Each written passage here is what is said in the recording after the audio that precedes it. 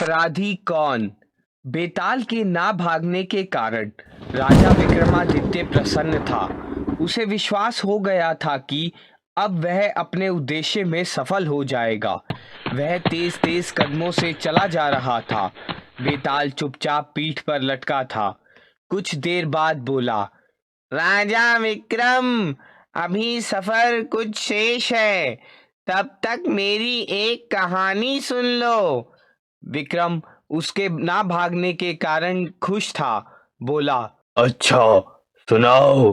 बेताल बोला, राजा विक्रम, प्राचीन काल में चेदी देश में एक ब्राह्मण रहता था। वह हष्ट पुष्ट था, पर शरीर से बदसूरत था। रंग काला और उसका चेहरा भद्दा था। इस कारण उसका विवाह ना हो रहा था। ब्राह्मण काम पीड़ित हो रहा था, पर कोई भी स्त्री उसे घास ना डालती।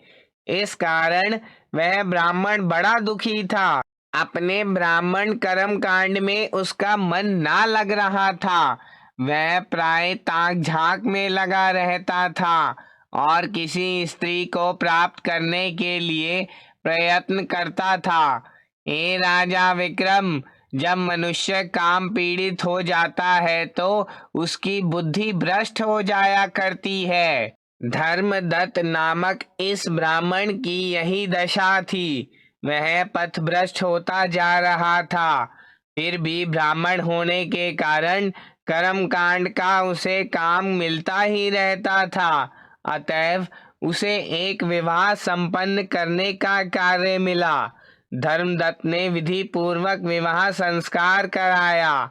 जब कन्या वरमाला लेकर आई तो वह देखता ही रह गया। कन्या अत्यंत रूपवती थी। ब्राह्मण धर्मदत्त उस पर मोहित हो गया। विवाह संपन्न कराने के बाद उसने वर से कहा कि कन्या में मंगल का दोष है, अतएव तत्काल विदाई ना करना शास्त्र की दृष्टि से ठीक है। वर पक्ष मान गया। फिर उसने मंगल दोष समाप्त करने के लिए नाटकीय ढंग से विधि विधान कर कहा कि कन्या उसके साथ यज्ञ वेदी पर अकेली रहेगी। सारी रात पूजा पाठ के उपरांत शुद्ध हो जाएंगी। सुनो राजा विक्रम, ब्राह्मण पर विश्वास कर मंगल दोष निवारण हेतु यह कन्या रात्रि में उसे सौंप दी गई। काम पीड़ित उस ब्राह्मण ने पूजा के बहाने उस युवती का शिलाभंग कर दिया। हे राजन, वह कुछ ना बोली। सारी रात वह ब्राह्मण भोग विलास करता रहा। प्रातः काल कन्या विदा हो गई। कुछ काल के उपरांत उस कन्या के गर्भ से धर्मदत्त के एक पुत्र ने जन्म लिया। बिल्कुल वैसा ही रूप रंग, काला कलूटा। इस पर उसका पति आश्चर्य कर बैठा। यह संतान कैसे हो गई? उसकी पत्नी ने सब बतला दिया। इस पर पति ने उसे घर से निकाल दिया। वह अपनी फरियाद लेकर राजा के पास गई। अब बोलो राजा विक्रम, उस राजा को कैसा न्याय करना चाहिए था? उस युवती ने शोर क्यों नहीं किया? बाद में पति के पूछने पर सब बतलाया। पति ने निकाल दिया। दंड का भागी अब कौन बना? उसका पति, ब्राह्मण धर्मदत्त या कन्या के माता पिता? विक्रम कुछ ना बोला। बताओ राजा विक्रम, बेताल ने अपना प्रश्न पुनः किया। इस पर विक्रम बोला, सुनो बेताल, अगर इस प्रकार की घटना मेरे सामने आती तो मैं कैसा न्याय करता, यही जानना चाहते हो ना?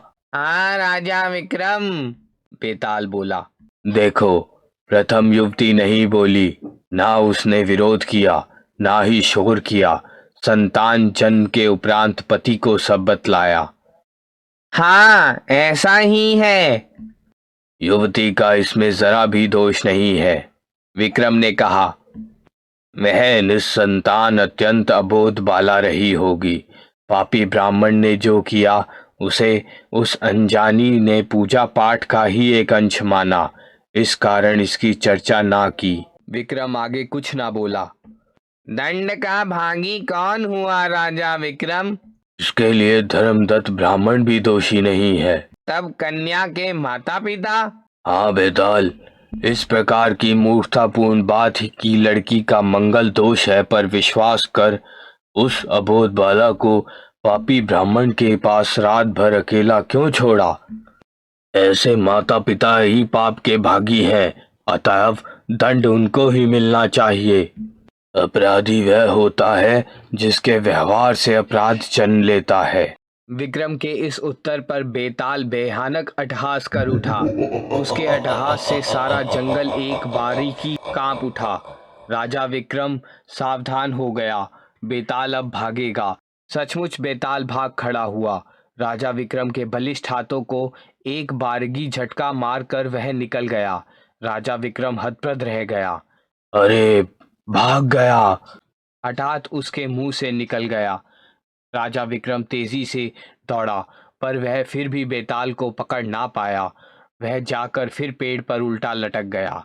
क्यों रे धूर्त पापी, तू ना मानेगा? विक्रम ने उसकी गर्दन दबोची। हाय, मर गया! मुर्दा तो तू पहले से ही है, मरेगा क्या? विक्रम ने उसे पीठ पर लाद लिया।